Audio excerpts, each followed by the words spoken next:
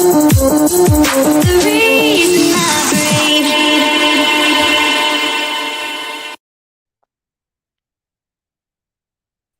breathe. And we're live. Welcome back to another episode of Cocoa Morning. I'm going to be taking over on this episode, because Katie obviously isn't hosting this one, so you've got me instead, and obviously Bobby as well. Want me to start off, Bobby, or yeah, carry on, mate. Yep. Right, well, mainly on this one, seems I'm running this one. I think main thing I'd like to discuss a lot of what I've seen is the restrictions on free speech with young people, especially, and everyone in general, with restrictions on young people in terms of free speech and censorship, what people can and can't say and can and can't do in this modern society. That is something that I'd like to go into. Main reason this topic, hi Jimmy, the main subject on this topic is the main reason why this particular topic, sorry, stuttering there, is, well, obviously, I don't know if you're aware, Facebook recently banned me for saying literally one word. I had 24-hour ban. I commented the word patriot, the forbidden word. They've banned me for 24 hours and classed it as extreme individualism. Which the word patriot being extreme individualism is a little bit far, you could say, to me. Anyway, I think we can agree there that it's not extremism to say the word patriot. But I mean, just for saying that, though, I received a 24-hour ban from messaging, sharing, commenting. Because there was messaging restrictions, I could message, but there's restrictions. I couldn't actually share links or anything. I couldn't comment, post, share, add pictures, anything. Just for saying that one word on Facebook, which I didn't see what the point was of that, or that's classed as extremism. So that's why I want to go into free speech and censorship, because there is other things as well. I'm sure you're aware with political correctness. You can't say such and such. You can't say that because it's racist. That because it's sexist. The list goes on what you can and can't say. Yeah. These days, and I don't agree with it whatsoever. The thing is, who's allowing this to happen, and who's actually? You look at Facebook now, like you've rightly said. So, certain words now on Facebook, as soon as you mention them, that's it. You're on a ban. So yeah, obviously, we need to find out who's. It's obviously whoever's what's going on Facebook, but there's other platforms that are actually doing it as well. And Facebook's just the example I used. Yeah. But like I said, it's I've got friends, and obviously because of what we do, I've been lucky because Joe's been banned more times than me, or shadow blocked, or whatever, just for some of the stuff that you're putting up. And like you said, it's not even about being racist or anything. It's as soon as certain words, as soon as you put them in there, that's it. Woof, you're banned. And these platforms were, what were they set up for in the first place? Now, all of a sudden, nobody can say anything. Because the minute you do, that's it, bump. And people have appealed them.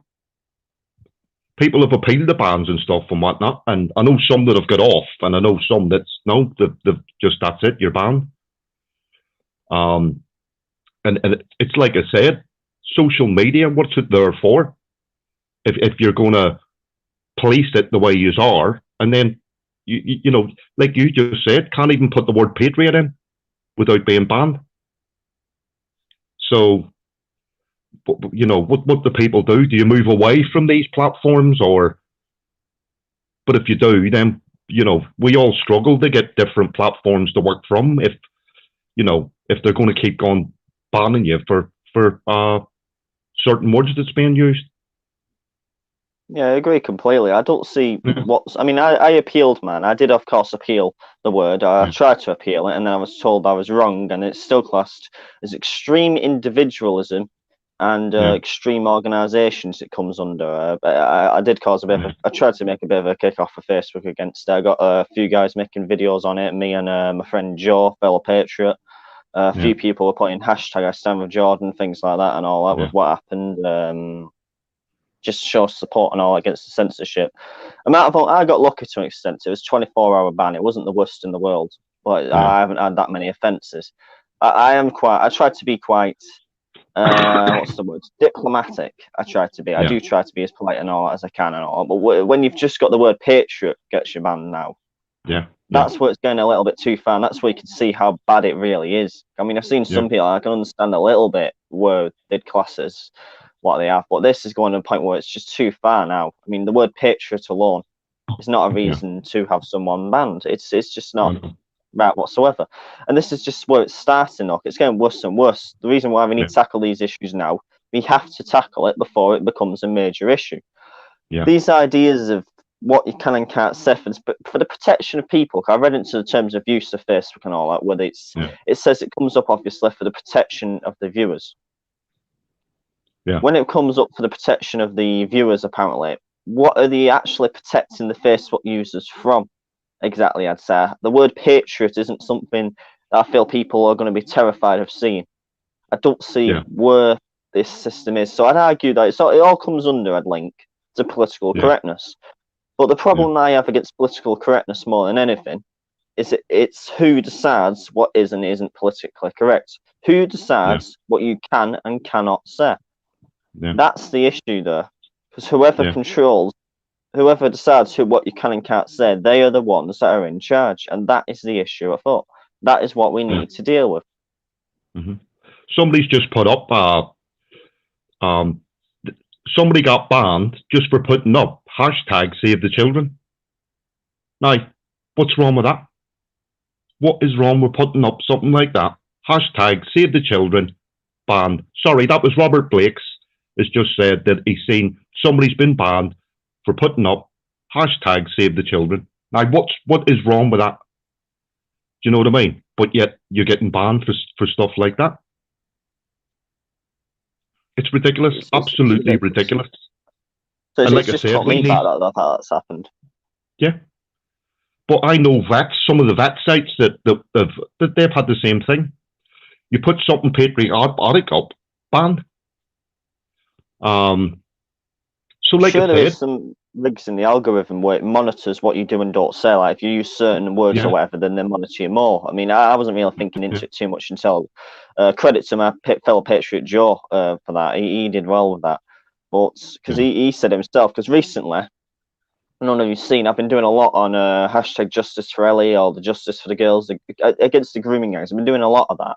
Yeah. And now, coincidentally, when I've started to really pump out that. That is when I've been banned. It's just coincidentally. So I don't understand it whatsoever. That comment right there about St. George's Day and all that right there. That's I saw a few people have that happen. It's ridiculous. This is the point. It's ridiculous. Yeah. I've had stuff like that happen because I've been stood behind a flag, or if I'm out with the vets doing what do you call it, we have our flag with us, and I've had people say that I've been banned because I had a St. George's flag or even a Union Jack in the background. No, like you have there. It is a Union Jack behind you, isn't it? Yeah, Union Jack. Yeah. I know people that Union Jack. Yeah, I know people that have been banned for just that in the background. And it's ridiculous because, like you said, it's who is allowing this to happen? Who is it that's deciding what you can and cannot say? When I do speeches and stuff like that, I'm actually having to stop and think about what to say before I've even said it. And I don't read from script or anything like that. When I just say it how it is. But you do have to, I find more now that you do have to watch what you're saying or how you say it. I did a little bit of a proving a point a few weeks ago, and this status was put up, and I agreed with the status, but what I did was I said totally the opposite. And the next thing, they've come out of the woodwork, you can't say that, blah, blah, this, that, and the other. But it was done for a reason. It was done, and I actually emailed the guy that put the post up and said, look, I really apologize, but I did that for a certain reason, and explained it to him. And he's gone, no, Bobby, he understands. He said, no, Bobby, you're right. But that was just to prove a point. Because if you say something negative, they'll come out of the woodwork and start going that you can't say that, this, that, and the other. But like I said, it was just to prove the point. Yeah. I get what you mean. You've got to be very careful what you say these days. I mean, I've had videos of mine removed off YouTube already. For whatever reasons. I don't know. I've never really had reasons for some reason, but I have had videos just woke up and they've disappeared. And I went with my videos. I rehearse them. I do well, I don't do it all by script. I just have bullet points because my memory is atrocious normally. I have bullet points. I don't do lives on my channel. I just do it normal and that. But even then, you still have people rewording what you said, change what you say. I mean, I've had it before. Where there's a while back on Facebook where there was that page set up against me and all, comparing me to call me the Harry Potter of the far right or something like that. They called me. Things like that. And obviously, Facebook, to be fair, they did get rid of that page, but so it does happen. They do tackle both sides, but it's the amount. I don't think it's strictly. Obviously, it depends on who is actually monitoring these comments, who is dealing with people who report these comments, who is actually classing what as racist, what as extremism, and getting rid of it. I appealed it in case I had basically a funny off administrator over on Facebook. If I had someone off like that, if I had something like that, I appealed it just in case, and I'm sure it's got an automatic bot response. It came back about 5 minutes later, with that giant humiliating, we've reviewed for the community guidelines, blah blah, that garbage basically. But that's the issue that I had. It would be interesting to see, because obviously here in Birmingham, we would have a Facebook big establishment here. And it would be interesting to see who is actually working in these places. Oops, hang on. Can you hear me still? Yeah, I can still hear you, don't worry. The screen keeps going off for some reason and then restarting, but as long as you can hear me, it's okay.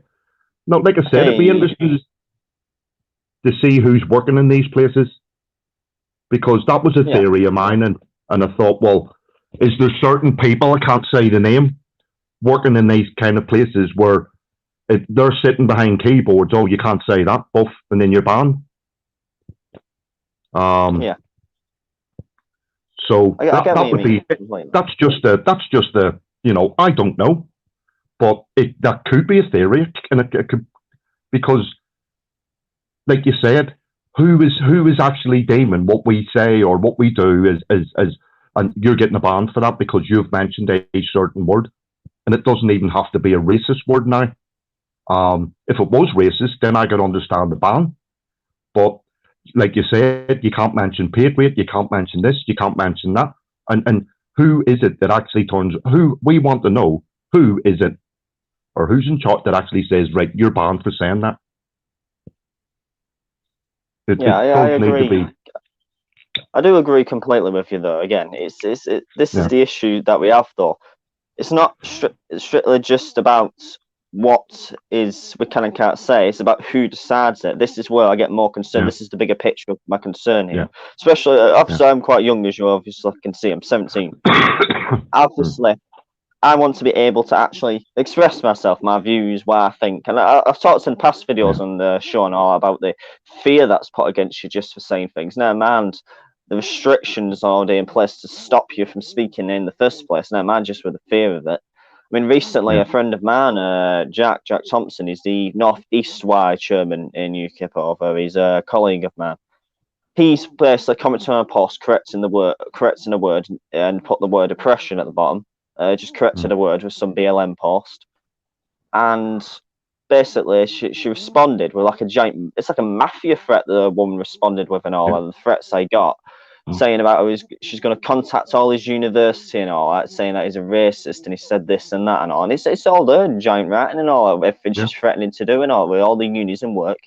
So you got this is the problem with free speech now. You don't have it. If you do say anything. Your jobs are limited. I've even been told before in schools and be careful what I'm doing. I'm not going to be able to get certain jobs. And it's sadly true. You do have bias in the workplaces. So you've got to be careful in terms of work, what you do. Social media, you can have yourself banned off countless social medias just for saying different things, different opinions. And they don't even need to be racist, as you said before. The word patriot, saying save our children, save the children, that can get you banned. Having the English flag, St. George's flag, that can get you banned. That is the issue. If you were far left, You look what the far left do. They can say what they like, do what they like, and get away with it. Look at Black Lives Matter, for instance.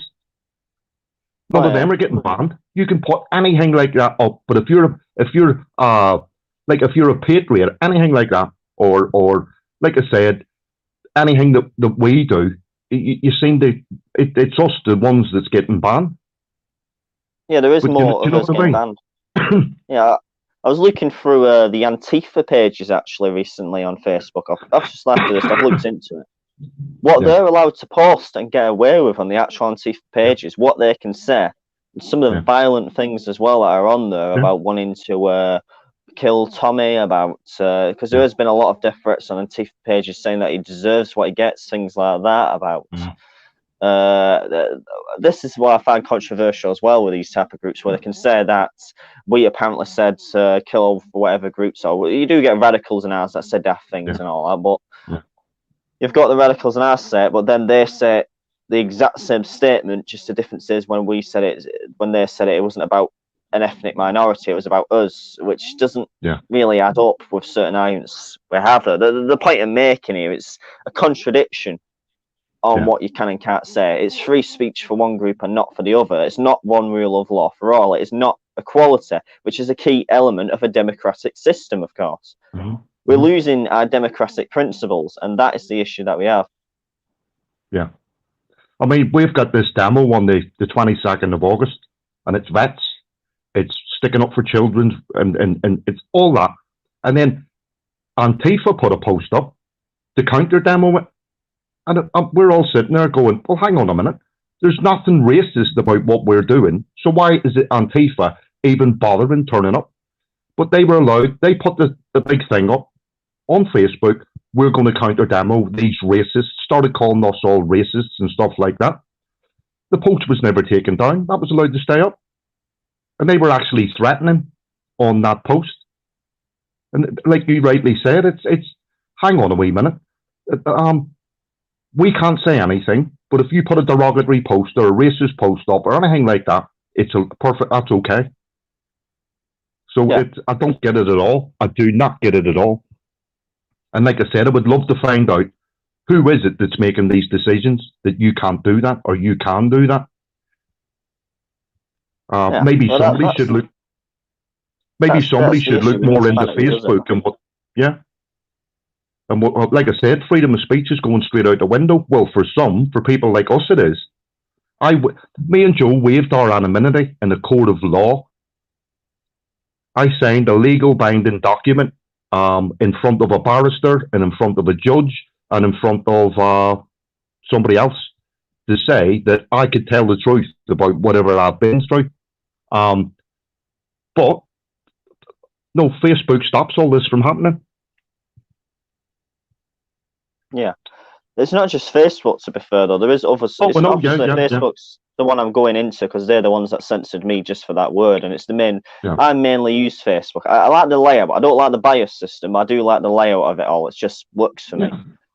But I'm the same. it comes to a point now, and it doesn't help Facebook though. I've took over a lot of platforms. They actually own WhatsApp, if I'm not mistaken. Now they own Instagram. Yeah. They have took over a few platforms. That's not helping. But there is other platforms as well, obviously, that do censor you. There is quite a variety out there. Twitter has done with a few people, if I'm not mistaken. Things like that. And that's the issue. This is why people are moving to other platforms. But it's very inconvenient, obviously, for everyone to keep moving around platforms. And then, my mates are on that one, my mate's not on that one. For example, I'm not on VK, although everyone wants me. I'm slowly getting around to it. I've limited storage, but this is the issue. Yeah. We can't keep converting and running around. We shouldn't have to do that, is the issue as well. The fact we have to run away from these social media, these internet police, basically. This is the issue that we have. And instead of policing real issues, this is what we have going on, because you actually have members of the actual police force monitoring mean comments and all in case of racism and hate speech. And then Sadiq Khan in London, he put a lot of money into this. On the other hand, when we this is the issues that we're prioritizing, hate speech and free speech and these type of restrictions, which is it's quite concerning where it could go.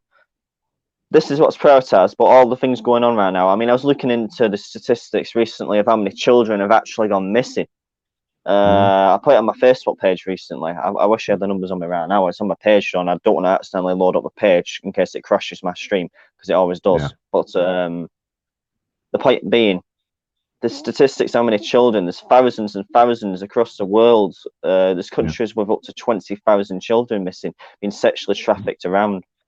That is an issue that we have. Well, But this is what we're monitoring. This is what we protest: censorship, free speech, in case of mean comment offenders people. What about the children currently being trafficked around this country? What about the children? It's like I said, we're trying to get the general public to open their eyes up, to see what's going on, because because the media aren't even covering it. One of the biggest stories in the country at the minute is, like you've just rightly pointed out, children being trafficked, children being sold, everything. And the mainstream media are not even interested in it one little bit. And it's one of the biggest stories in the world at the minute. Jeffrey Epstein and all this business, and you know what I mean? And no one's interested. The public just don't seem to want to open their eyes and realize what's going on. And that's an unfortunate thing, because when you're talking about children and doing what we do, you would think there would be millions on the streets supporting what we do to protect and save children. And it's everything but that. And we've been doing what we do. We've been doing it for years, trying to get more and more of people on board. And like I said, the mainstream media just don't help at all. Just do not want to know any way, shape, or form. They only covered me and Joe's. Yeah, they only covered me and Joe's story because it was a Northern Ireland Sun that covered me and Joe's story. Not the mainstream media over here. My events I've hosted, the media, I've just barely given us coverage compared to what I'd like. I mean, I've offered it countless people, even the BBC I offered and all that place when I had that event, that Brexit rally in Wigan, which had party leaders in it. It had Richard Brain, Steve Morris, some good people there, some very good speakers.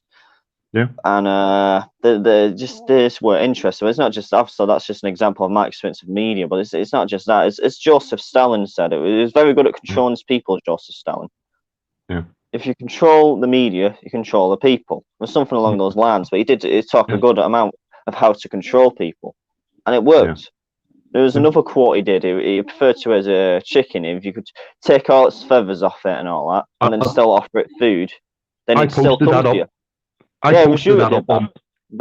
I put that post up because when I seen it, I thought, hang on a wee minute. This is you couldn't argue with that. Pluck the chicken, live chicken, and then bits of corn, and the chicken came back to him.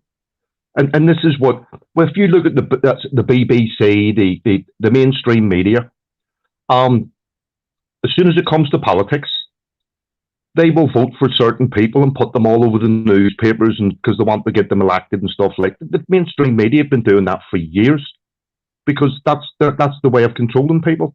That's the way of how the Labour and all them ones used to get their votes back in the days, because if that newspaper editor was supported Labour, then Labour would be all over the front pages to manipulate the public into voting for them. That's the problem in the media. It controls people. It's not. It's, for example, offset the virus. I do believe COVID and that is a real virus. I just believe it's been exaggerated by the media. People wouldn't even know that there was this deadly virus that's made everyone locked down if a random person on the TV didn't tell them all that. They just listen to whatever they hear on the TV. The TV, the media, that's what controls people. People need to see outside of the media. This is why when I got involved in politics at first, I did not believe what the media said straight away. And I went to both Brexit rallies and People's Vote rallies, just as a normal person, acting like ordinary people, to see what these type of people are like and what they stand for, because I couldn't trust the media. I was welcomed in the communities I went with, which I supported with the Brexit ones, and the People's Vote ones, not so much, obviously. I had very unpleasant experiences. I mean, I remember even in Leeds when a woman came up to me saying only Nazis have Union Jacks. That's the exact quote. It was ridiculous. Yeah. This is what we have to deal with now, though. If it's not trying to scare you into being quiet, they'll just put physical restrictions where you can be jailed, for example. Like, I know Yeah. someone who set up an event in Castleford. I'm not sure I have the rights to name him, but basically he set up an event in Castleford, and his MP and all that, seems all he did is push for a march to march up to the offices and back. Yeah. She basically said that he was stalking her because he had a march up to her office and back. Yeah. And he was actually jailed for a few months for that. Yeah. Just because, and all he did is organise an event for people to express their unhappiness. Yeah. There was no violence or anything. I was at that event even. It was perfectly fine. That's Yeah. the issue that we have. This type of restriction. So if you're not actually being scared out of your views, it's already terrifying speaking out Yeah. about what you believe in. It really is. Yeah. Especially when I begun, I was terrified. I won't deny Yeah. of speaking my mind. Yeah. But That's why. Sorry, Jordan. yeah, That's why when me and Joe's doing our demos and stuff like that, you'll always see me with a can of lager in my hand because of what we talk about and that. You can get emotional, you can get upset and stuff like that. I have a drink to calm my nerves down and steady myself out because I've got PTSD and it's difficult sometimes. But you know, I have even said to Joe that, and I mean that's something as well that you're trying to be careful. That drink just I don't medicate on the drugs that have been I'm supposed to take.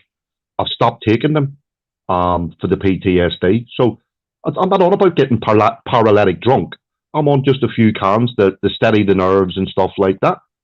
But I even said to Joe, I said, I feel bad doing that, but that's just to get me through the day and allows me to be able to speak. Because I think it'd be, do you know what I mean? It's just one of my coping mechanisms that I use to get me through a speech or something like that.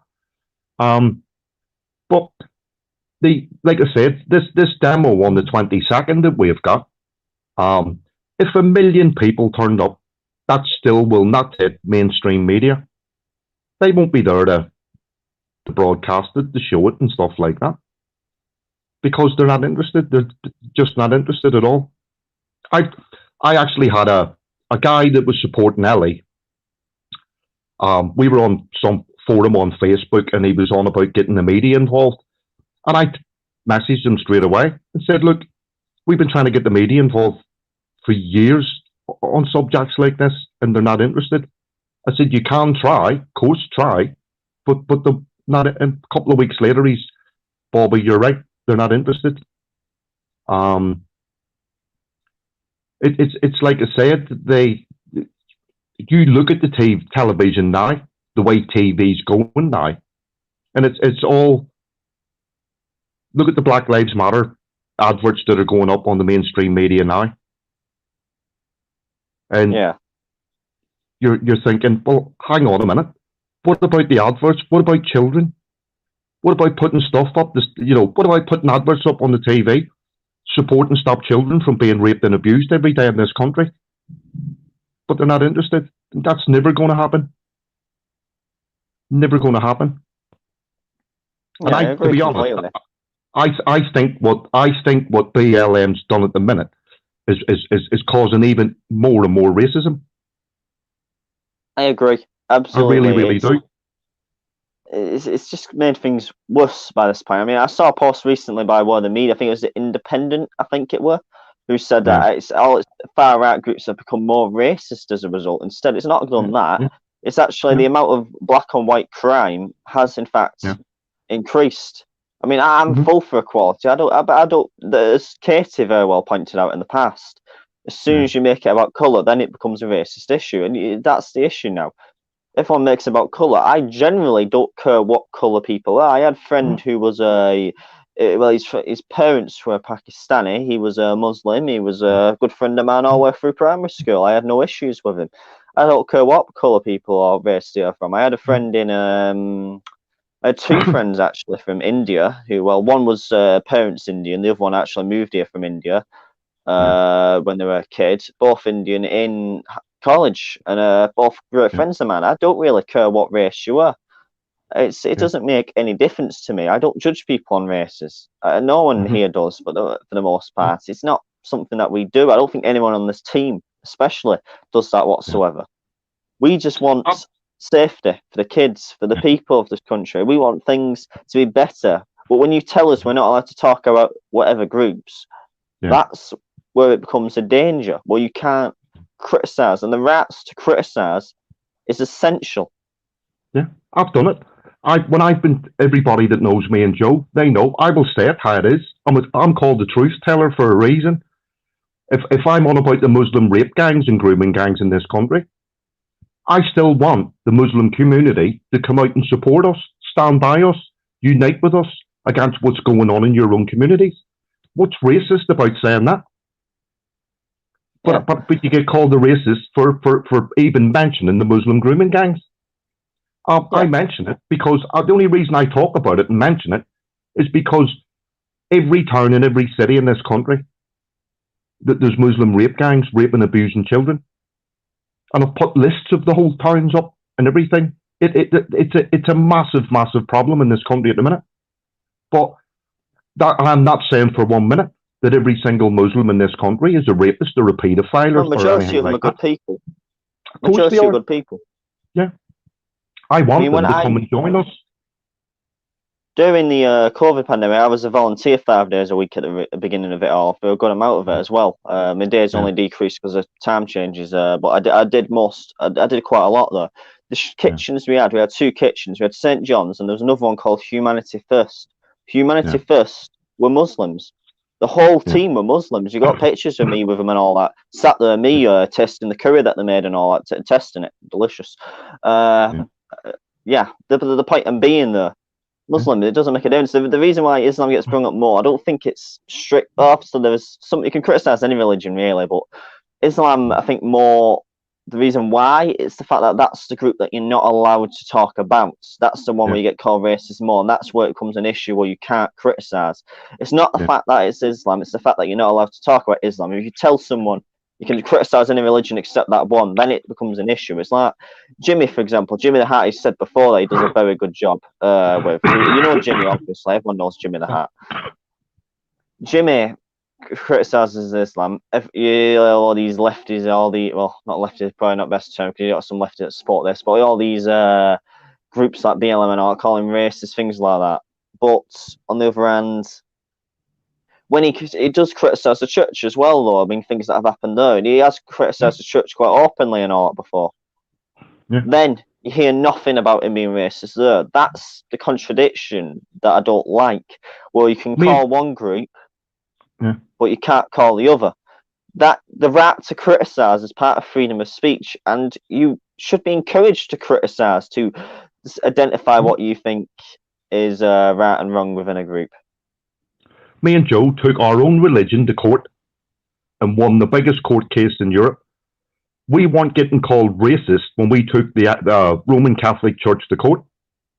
And like Jimmy points out, and like you've just pointed out there, but you mention a certain group and you're racist, and that's not right. Do you know what I mean? Nobody was calling me and Joe racist whenever we took our own faith to court. Do you know what I mean? And it's all there. The transcripts are there. Everything's there. I could put them up online, but like I said, not pick on a certain group, mention certain words, certain groups, and you're just deemed you're racist. And like I said, I don't care. I will say it how it is. And if people want to call me a racist, then go on, or to anybody, go on my thing and find anything where I've actually been racist, and I mean blatant racism. There's not on anything that I've ever done. Is it all I've ever did is mention Muslim grooming gangs, and I've asked the Muslim community to come out and support us and stand by us about what's going on in their communities. It hasn't happened. I wished it would, but what's racist about saying that? Nothing. I feel racism, people forget what actually is now, because as I said, with censorship and free speech, the definitions of these words have changed. Racism has come to a point, instead of it actually being offensive towards a group to incite violence just for no reason, things like that, it's gone from that to even mentioning another group. I mean, I could literally, these days, I've actually seen this before, where you literally prefer to someone as black because they are black or white. then you were classed as racist. I generally do try at times to use politically correct terms even. I did a video on BLM, I think at one point I said, let me know whatever term people prefer and I'll try and use that in the future. But I don't always get angry messages and all that instead of generally what they preferred. People don't talk, they just criticise. There's no free speech. You can't sit in a room and debate anymore. I mean, I even try, as I said, I try to use politically correct terms, Anglo-African, the more politically correct terms. I do generally try even in places. Because I don't appease, but I do compromise, because appeasement's just madness. Compromise is a bit different. I'm fine with compromise. But I do generally try my hardest to be diplomatic. Yeah, I do still get branded as racist. I still do get death threats. I still do get the criticism that I get. Yeah. And this is the issue that we have. Now, I mean, obviously, it's unbelievable. I come from Northern Ireland, and there wasn't really many black people in Northern Ireland then. But when I came over, sorry, I said black people there. When I was in Northern Ireland, we used to call them coloured people. It wasn't until I came over to England and got educated by my black auntie at the time, who said, Bobby, don't call them coloured, they're black. And I've gone, well, I didn't know. I've always called them coloured people. She says, don't use the word coloured, use the word black, because that's more acceptable. And from that day, I've always used the word, not a coloured person, a black person.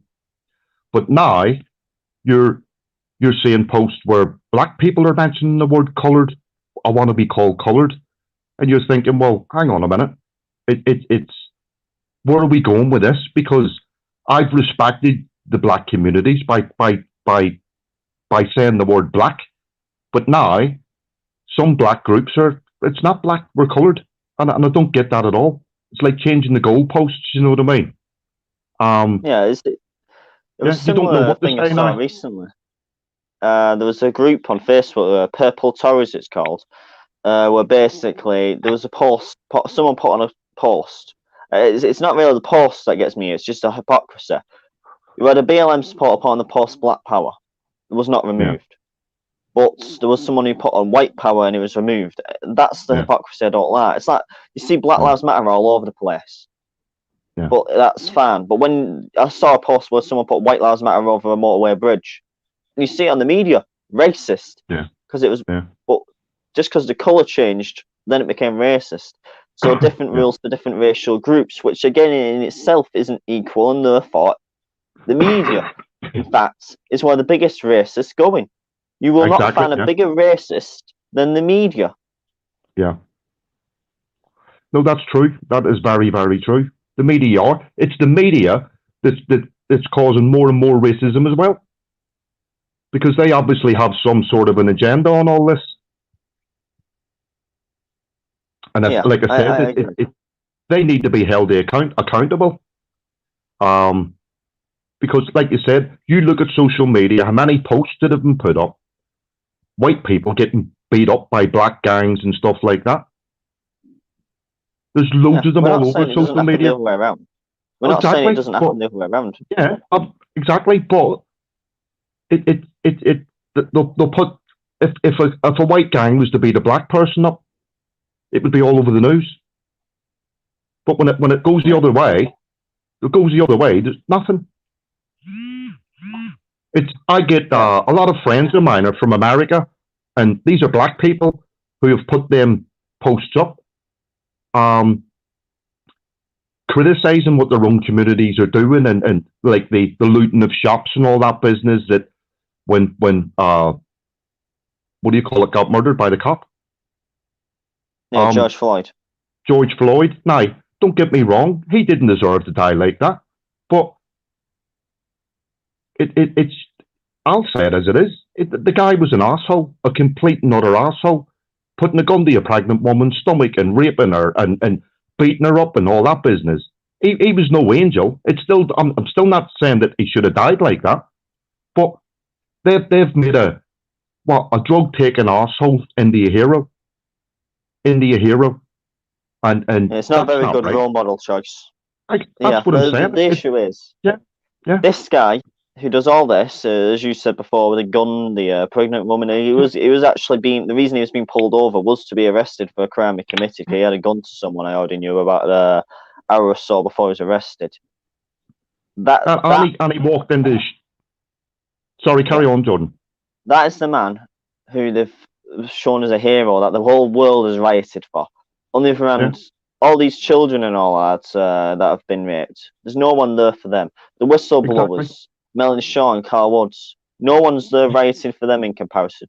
You don't have the entire world rioting in response to all the trafficking of children, the grooming gangs, all that. There's no riots about that.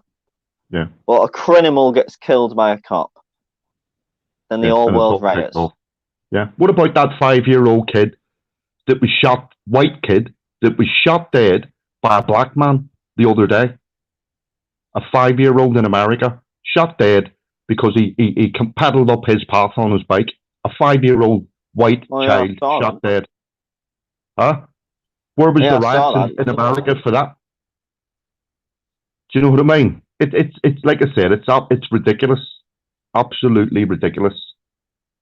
The media seem to pick the stories that get them the most views. They only want the views. They only want the money off the people. That's all they want. Whatever story blows up and gets people rattled up and continues them checking on them to update them on the story. That's what they want to do. They don't actually care about anything else. So like the children, as Alan just said there, they don't care about the children. They don't care about all these. They don't care about the stories. They don't even care about any of these victims that don't believe the media. They care about the money. They care about the finances. Yeah. When you look at the BBC through history, the BBC covered up for Jimmy Savile, Rolf Harris, the whole lot that were working for the BBC, that were known paedophiles. The BBC kept it all quiet. The BBC covered it up, and that's what the BBC have done for years and years, for or decades probably. One of the biggest problems that we have at the minute is actually, you know, there should be outrage on the streets in this country for what's happening to the children, and there isn't, because, and I said, I'm sick of seeing the same faces every time we do a demo. I love and support everybody that stands by us in our groups that we've created and everything else. But like everybody that does this, the same as we do, we'll say the same thing. Where's the grannies and granddads, aunties, uncles, nieces? All them should be on the streets with us in our fight to protect children in this country. And it's trying to, if it was all over the media, you'd be waking more and more people up. But yeah, well, this is the issue. People are relying on the media. Yeah, they believe everything you see on the media. Yeah. You can't rely on the media. They don't understand. They said, "Oh, well, all the media can't lie to me." People like that. I've had this argument. I mean, I remember some people. Unfortunately, Labour supporters I didn't really get very far with, but I was discussing it with them, the media, the BBC, and all, and they're saying, "Well, they can't actually be biased." So what they're saying must be true because it's in the law that they have to be politically partial. They have to be neutral. Yeah. Well, it might have said that, but it doesn't mean they are. I mean, the law says you can't murder people, but it doesn't mean that people don't murder people. That's the argument there, pretty much. Well, someone says you can't do it, doesn't mean you can't do it. This is the issue they have. They have too much faith in the media, and you have to. It's not nice as it says, but we're not in a world you can really trust people that easily. You have to remain skeptical of people, and media and media organisations included, of course. You have to keep your eyes open and look for the bigger picture. You can't just rely on the word by word of everything that someone says.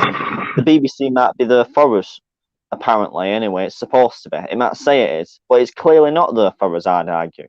And I have the rights to criticise it. But when I criticise it, I will be shamed, I will be threatened, I will be told I'm an idiot, I'm a racist, the list goes on there. And then on top of that, there's the social media impacts that people put up against you, all that stuff. The list goes on. The consequences just for having your point of view. Not only is there the shaming, there's the work impacts, there's the list goes on, as I said. This isn't how it should be. We was a country built on democracy. This is what this country is. It's built upon a democratic ideal. We've done very well to advance democracy. We've done a lot for it. Free Yeah. speech is a key element of democracy. But over the last century or so now, we have got worse and worse. The restrictions have gone up more and more with political correctness, with the agenda being pushed there, with censorship of what you can and can't say, what you can and can't do, freedom of expression being limited, so you cannot allow yourself to think, or you cannot allow yourself what to do. Especially at the moment, this is why I'm cautious on lockdown, because the protocols on what you can and can't do now obviously has gone up more of what powers they have. It's terrifying. I'm not really, obviously a lot of you know I'm not a conspiracist. I don't really do conspiracies, and I wasn't involved with a lot of campaigns. I mean, it's just not really what I do, conspiracies. But when it comes to stuff like this is coming to a point now where even I have high levels of concern. And I have tried to trust this government, but I have high levels of concern now of where we are going towards this more police state system where this is the restrictions. When you restrict what people can speak out about, what they can criticise, Yeah. that is a small path and a quick path towards a dictatorship, towards a police state, an authoritarian government. Mm-hmm. That is why I have the level of concern I have. I want a free country. Yeah. When me and Joe was going through our case, we actually thought, who can we get on our side here that would back us up? And I've looked through publicists and stuff like that. And I sent, and this is the truth, I've got all the proofs there.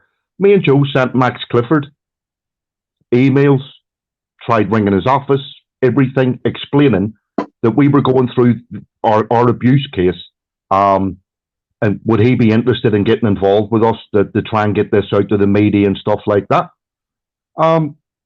Didn't even get an answer back. Phone call, nothing. And then about a year later, Max Clifford's getting done for child abuse. Now, when that happened, I actually rung the Sun newspaper up and said to them, look, we've been trying to get hold of this guy and get him involved in abuse and stuff like that. Didn't answer us. I've got all the proof here. Would you be interested in running a story on this? Some newspaper wouldn't touch me, and Joe. They said no. It's not in the public's interest. I turned around and said to them, I said, hang on a wee minute.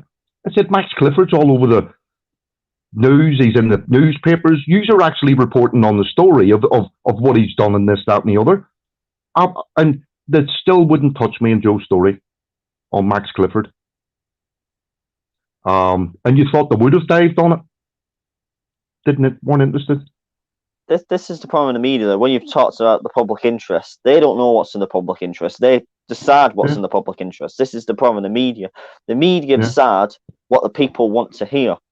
And that obviously isn't what the media is supposed to do. The media is supposed to report and inform the public, not decide what they do and don't know, not decide what to and what not to think and what is appropriate and what isn't appropriate. That's not the media's place. They're there to inform. More of having some opinions in media, of course, as long as it's displayed as opinions. I'm okay with a bit of that. Everyone should have a thing to represent them. I mean, that's why I can let something slide on the BBC. Even I can even let the Guardian slide in places with it. But everyone has, for example, Daily Mail, I won't deny, I'd say it's a fairly right-wing paper, and the Guardian fairly left. Both represent a group. I'm fine with representing a group more. It's just the fact that there's representing a group. And then there's complete bias and, forgive the language, complete bollocks. Yeah. There's no censor anymore. And there's no censor in anything anymore. You pick a side, you stick by that side, or you will be outcasted. Because you get outcasted as soon as you say a different point of view. That's the issue, as I said. This outcasting idea needs to stop. I'm pro free speech. I've sat down in interviews. Me, a member of UKIP, a member of the Brexit Party, and a member of the Communist, Marxist and Leninist, a left-wing party. All three of us sat there together in an interview. And we all talked, we all discussed, there was no threats, there was no hostility. We had different points of view, obviously, especially me in the Communist Party. But that's the system that we have. I can talk, debate, and that's how it should be. But it's we don't have the ability to debate. You look at the media, what they're doing now, all this COVID stuff at the minute. You see it on This Morning every morning, and I don't even know why I watch it because it just winds me up. They're asking celebrities in their £1 million mansions and all that, how are you coping with the lockdown, with this, that, and the other?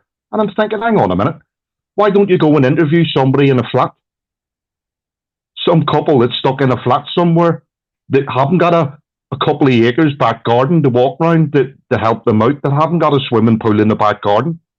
But that's the media all over again. Didn't hear anything hardly on mental health. People with mental health who was trapped in lockdown either. I mean, I had quite a few issues, and I was not handling lockdown very well whatsoever. Yeah.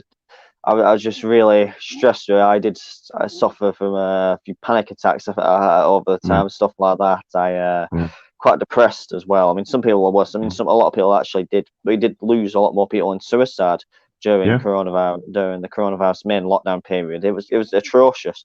But the media don't pick up on that. They pick up on celebrities because that's what people want to see more into. I do cover it briefly in a speech I do everything in advance. It's how I am. I already had my speech prepared since about January, February for Suicide Awareness Day. And there's a little bit about it, which talks about if a celebrity dies, the whole world and all that gets upset. Then when ordinary people like you and me, media don't care, the people don't care, no one cares. For the most part, you have a few friends that'll be upset. That's it.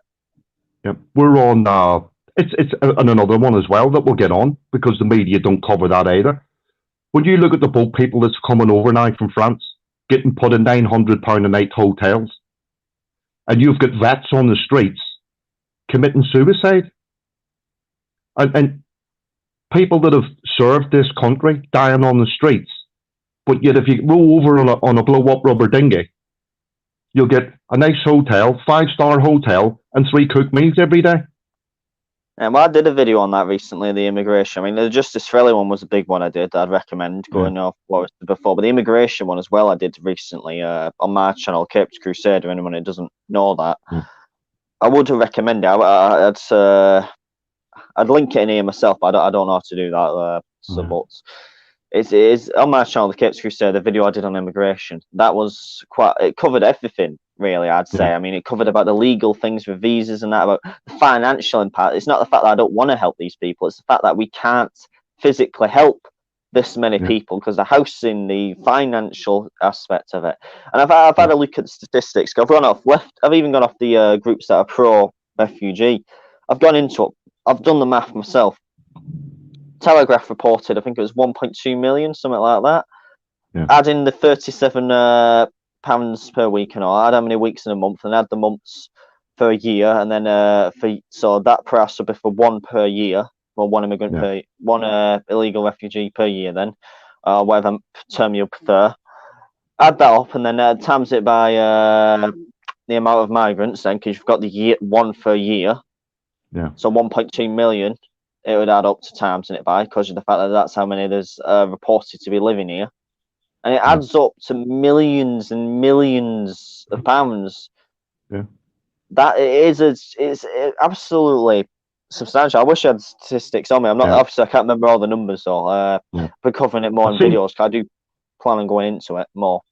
I've seen somebody put a post up about it, what you've just said there, and the cost is ridiculous, absolutely ridiculous. And you know, I do believe in helping people out and stuff like that. But when you look at the state of the country the way it is now, with the homeless, with vets, this, that, and the other, and it you know, this country will throw millions and millions and millions at anybody, but they don't seem to be able to help their own out. Do you know what I mean? That's the problem. Show my videos now for everyone. Yeah, that's the video I'd recommend for people to watch. Yeah. Anyway, going into it, it's what I was saying though. So it's not that we don't want to help; it's we can't. I mean, it's the best comparison I've done to it is it's like, let's say you've got £10 for a day, so you need to go to you got £10 for the day to go to work. You go home, do whatever you need. You pay your bus fare. So you have to pay that. You pay for your food. You pay for your drink. You see a homeless person on the way. You still need. You might give him £1 or so. You might give him £2, but you won't give him about £7 or £8 of your £10 because you need to keep yourself alive as well. And this is what you got to understand with refugees. It's not that I don't want to help them. We financially can't, and it's not just. There is the argument that there are asylum seekers trying free war. get away from war and that. They're not. You've got to seek refuge in the first safe country you're supposed to. I mean, let's say if under I the was Geneva Syrian, Convention, let's say Syrian or Egyptian, not most likely route, let's say Greece or Bulgaria. So Bulgaria, if we're doing it that way, give them a bit of slack. As if one country is going to make a difference. Go through Bulgaria to Romania to Hungary to Germany, and then obviously coming from France, so you go from there to France, and then you cross the English Channel. How many countries are safe right there that I just listed? Every single one. You could have done that. There's no war in France at the minute. Life. That's why they're doing it. It's a higher quality of life, and I know it's higher quality of life here, but it becomes a less high quality of life. It becomes a lower quality of life when you have this many here, because we can't finance it. Housing right now, with a housing situation now, it's atrocious. It's impossible to get a house hardly, unless it's through family connections now. It's impossible. The homeless, as you said, with veterans as well, it's really bad. I mean, there's a guy that's homeless in my hometown, Paul, his name is. I see him quite a lot. I always try and help him out. He's not directly homeless. He lives in storage sheds. He lives in one of them. Yeah. And actually, he's all right, lad. I mean, there's another one in Ince as well, who I talked to. I got him out, a couple that live together. They live in a tent at the back of some warehouse in Ince, town next door to me. Yeah. Lovely people and all. And it's just these people, you actually talk to them. Obviously, you do get some people who are just homeless because, the unfortunate reasons, some are actually homeless. But you do get some legitimate ones. I mean, I've just named two. One living in a storage shed, one living in a tent. Or one couple living in a tent. They're actually married and all before the financial crisis hit them and that with their issues, and they just went homeless. It's there's so many people struggling with their stories, but you don't hear the media talking about these stories either. No, the media don't care. They want to divide. Yeah, but like you just rightly pointed out there, we can't look after. There are couples living with mum and dad who are out working all day, trying to get the money together to get a home and that.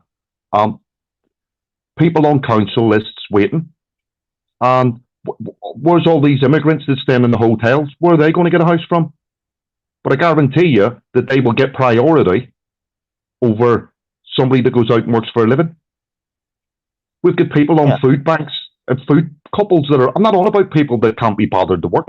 You have actually got couples who work, going to food banks in this country. And that's ridiculous.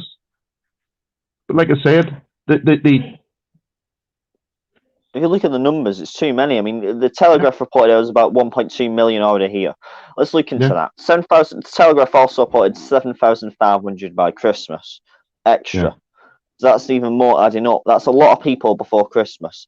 On top of that, Express, I think it was about 9 days ago now. I can't remember if it's 8 or 9. I think it's 9 days ago now. Express, 140 in 1 day in Dover. 1 day alone. That is too many people. Yeah. And this country needs to be sending a message over as soon as you get here. This should be shipped straight away. Because if we're going to carry on accepting them and putting them in hotels, don't forget they're all there with their phones.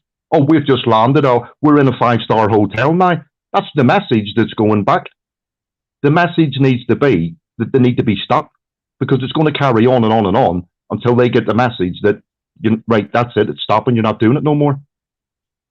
Yeah. But like I said, this should be shipped straight out. The hotels. We need to ship them out, but I think the issue we have as well, to be fair, because I do understand a little bit, I do look into everything. I don't just criticise for no reason. Some of them are 4-star hotels, not 5, but still 4 stars quite a lot, and we pay for it. And it's not just on top of that. There is EU law that dictates, because we're still under EU law until the end of the year, sadly, in this transition period. But we can't actually send them back, some of them. And that's the issue. We need to start putting our foot down. So as soon as, I'm hoping by the end of Christmas that this will be it. I don't want to hear no more excuses after this. I mean, as I said in my video, when she was on about deploying the Royal Navy, she's gone back on now because of the UN sticking the nose in, as far as I'm aware. I didn't want to see this HMS Travelodge, HMS Uber, HMS Taxi. I want to see Royal Navy ships stopping them, not escorting them. I mean, the French, when they actually was escorting them across the channel with the Coast Guard, escorting them across the channel, that itself is illegal, because you're escorting someone illegally to another country. That is the issue that we have here. We should send them back, because of the fact that they've not sought refuge in the first safe country. Yeah. The French, the ones pushing as well, saying that we should take them and all for the good thing. Macron over there, Yeah. and saying, okay, pay us 30 million and we'll look after them. If Yeah, you I want know, them seen so that. badly, it's all right saying, yeah, you look after them or do the right thing. Why don't you take them then? That's These it. celebrities as well. Celebrities are like, look after these refugees in areas that are completely obsolete of them. Yeah. The same ones. How many are you actually housing? How That's many it, yeah. are you actually housing? None. But these are the ones that's pointed out. Somebody put it up. Who was it the other day? I forget one of the celebs, which one it was now. Somebody said that to him. Oh, Gary Lineker, sorry. Gary Lineker was somebody put a post up. Well, okay, if you want them over here, you put them up in your house. Now, it came up on the. Somebody said that he actually did, but I doubt it. But this is there has been some. I mean, there's one mayor, I think it was in Canada, who actually invested in all line building a special area just for the migrants and all, and it made a little house. And it's very well done, to be fair. He campaigned for refugees and migrants. He did a good thing. Well done to him for trying. I mean, he actually built an area. He built an area specifically for him. So he tried. He stuck to his principles. Not going to criticise him, but he lived there with them in that area. Yeah. And when he lived there, we'll finish off in a minute for you, mate. Don't worry. When he built off the area, built this area up from and all that, and he lived there himself, he had to move out of that area because of how violent and how unlivable the area became. Yeah. It just became unlivable. It became uncivilized. It became just, he couldn't physically live there anymore. I mean, he tried. Well done for him trying, but it was just not possible. Yeah. And it's like I said, when you look at the people that we're actually letting into the country as well, they're coming from parts of the world where women are treated terrible. And I've seen videos on the internet of them in Calais beating women up and everything on the streets. Do you know what I mean? And it's like I said, I suppose you could be racist because I've seen them posts come up that if you import the third world, you turn into the third world. You take too much in, yes. I mean, London is, for example, atrocious right now. 44.9% British. That was last year's statistics, never mind this year. I think actually I'm having 2018 that now, so it's going even further about that if that's the case. London's atrocious now. Multiculturalism only works when you have the majority. And the problem is when they all stick in certain areas and they don't become to integrate at all. That's where it becomes insufficient, where it just doesn't work anymore, I'd argue. I know. I think is that everything I think that's most thing of what we need covered. I think we both need to get going in a minute, to be fair now. So I think that'll be good enough for this episode. So is there anything else you want to discuss before we finish it off? Just quickly out to everybody, a big shout out. We've got this big demo in Nottingham, 22nd in Nottingham. And I would just ask everybody and anybody, if you can get there, please do come, because we need thousands and thousands on the streets to try and get these issues dealt with. Hopefully we've got the military on our side this time. And anybody that can get there, just please do get down, because we're greater in numbers, and that's what this is all about: uniting groups and getting this mess of a country sorted out. That's basically it, Jordan. I'll personally be going there as well. I'll be there on Nottingham. Don't forget the 19th. I can't remember. I know Katie put something up 19th. Sorry about that, Katie. I forgot about that. I think we're going to try and get up there. I'm trying to get there as well. I'll see what I'm doing on the day, but if I'm free, I'll be happy to do so. I think that's everything we really need for this video then, if we're happy signing off now. So thanks everyone for watching. Make sure to like, subscribe, and share this video around, get the word out there. I'll see you all in the next video. All right then, Jordan. Cheers, buddy. Cheers.